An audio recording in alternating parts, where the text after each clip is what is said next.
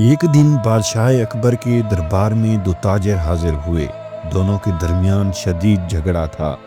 دونوں کا دعویٰ تھا کہ یہ قیمتی ہار ان کا ہے، لیکن ہار ایک ہی تھا اور سچائی جاننا بہت مشکل تھا۔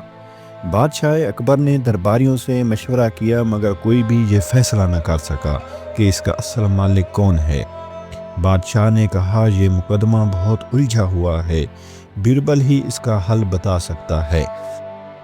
ویڈیو میں آگے بڑھنے سے پہلے نئے آنے والے دوستوں سے گزارش ہے ہمارا چینل سبسکرائب اور ویڈیو کو لائک ضرور کر دیں تاکہ ہماری نئی اچھے سے اچھے آنے والی ویڈیوز کی اپڈیٹ آپ کو بر وقت ملتی رہیں۔ بیربل کو بلایا گیا۔ انہوں نے دونوں تاجروں کو غور سے دیکھا اور کہا، یہ ہار بہت قیمتی معلوم ہوتا ہے۔ اس کی حقیقت معلوم کرنے کے لیے ہمیں ایک آزمائش کرنا ہوگی۔ بیربل کے ذہن میں ایک منصوبہ آیا۔ بیربل نے ایک سپاہی کو بلایا اور کہا، یہ ہار بادشاہ کی ملکیت ہے۔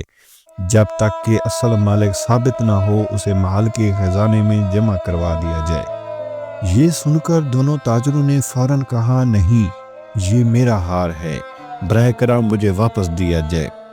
بیربل مسکرائے اور سپاہی کو رکنے کا اشارہ دیا۔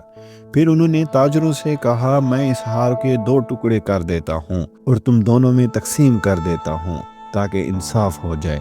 یہ سن کر ایک تاجر فوراً بولا، نہیں، ایسا مت کریں۔ اگر ہار مجھے نہ بھی ملے کوئی بات نہیں، لیکن اسے کاٹنا نہیں چاہیے۔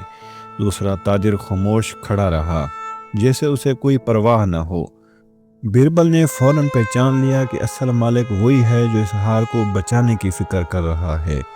انہوں نے کہا، یہ ہار اس شخص کا ہے کیونکہ اصل مالک اپنی چیز کو برباد ہوتا نہیں دیکھ سکتا، جبکہ دھوکے باز کو صرف دولت کی فکر ہوتی ہے۔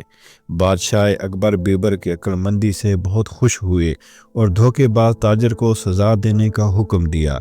اصل مالک کو اس کا ہار واپس کر دیا گیا اور دربار میں بیربل کی دانش مندی کے چرچے ہونے لگے۔